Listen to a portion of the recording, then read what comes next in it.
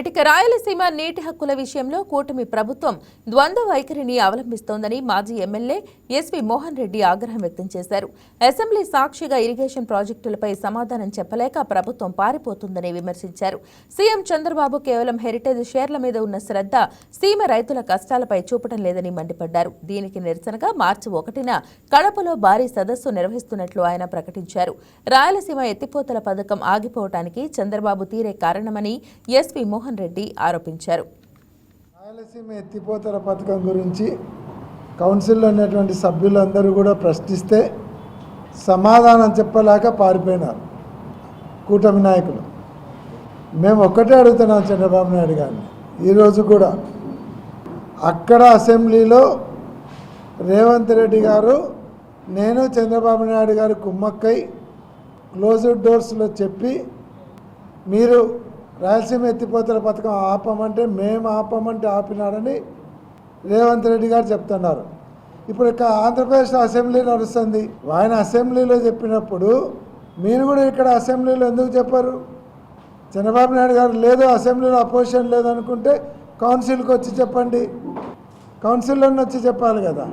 చంద్రబాబు నాయుడు గారు అసెంబ్లీ జరిగేటప్పుడు అక్కడ అసెంబ్లీలో తెలంగాణ ముఖ్యమంత్రి చెప్పిన దానికి క్లారిటీ ఇవ్వాల్సినటువంటి బాధ్యత చంద్రబాబు నాయుడు గారి మీద ఉంది. ఎందుకంటే ఇది 6 జిల్లాలకు జరుగుతున్నటువంటి అన్యాయం. ఈ అన్యాయం గురించి అందరూ ప్రశ్నిస్తుంటే సమాధానం చెప్పాలి. అరే 6 జిల్లాలకు అన్యాయం జరుగుతుంది సమాధానం చెప్పబోయా అంటే అసెంబ్లీలో దేని గురించి చెప్తాడు? ఆయన హెరిటేజ్ సంస్థకు గురించి మాట్లాడతాడు. హెరిటేజ్ సంస్థ గురించి అసెంబ్లీలో కాదు మాట్లాడాల్సింది. మీరు బయట ప్రెస్ మీట్ పెట్టుకోండి. హెరిటేజ్ సంస్థను ఆల్రెడీ మీరు దాన్ని ముంచేసినారు. 654 రూపాయలు ఉండే షేర్ వాల్యూను మీ దెబ్బకు మీరు లడ్డూ ఇష్యూ తెచ్చేసరికి హెరిటేజ్ కంపెనీ చరిత్ర అంతా బయటకు వచ్చేసరికి 350 రూపాయలకు 338 రూపాయలకు వచ్చింది మొన్న. పాపం అత్త కోడళ్ళు వాళ్ళు భువనేశ్వరి గారు తర్వాత బ్రాహ్మణి గారు కష్టపడి ఆ కంపెనీని ఒక లెవెల్కి తీసుకపోతే మీరు ఒక లెవెల్కి దించినారు, దాన్ని లెవెలే లేకుండా చేసినారు. దాని గురించి ఎవరు అడిగినారు మిమ్మల్ని?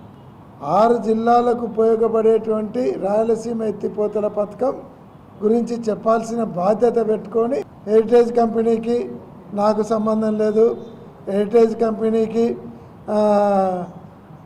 తిరుపతి నెయ్యి కల్తీకి సంబంధం లేదు, నేను చెప్పినాను మా వాళ్ళకు గవర్నమెంట్కి ఎటువంటి సప్లై చేయలేదని. మీ ప్రాతిపత్యం నిరూపించుకొని మేము అడగడం లేదు. మాకు రాయలసీమ ఎత్తిపోతల పథకం గురించి ఎందుకు చెప్పలేదు? నిన్న ఇరిగేషన్ మీద మాట్లాడినారు.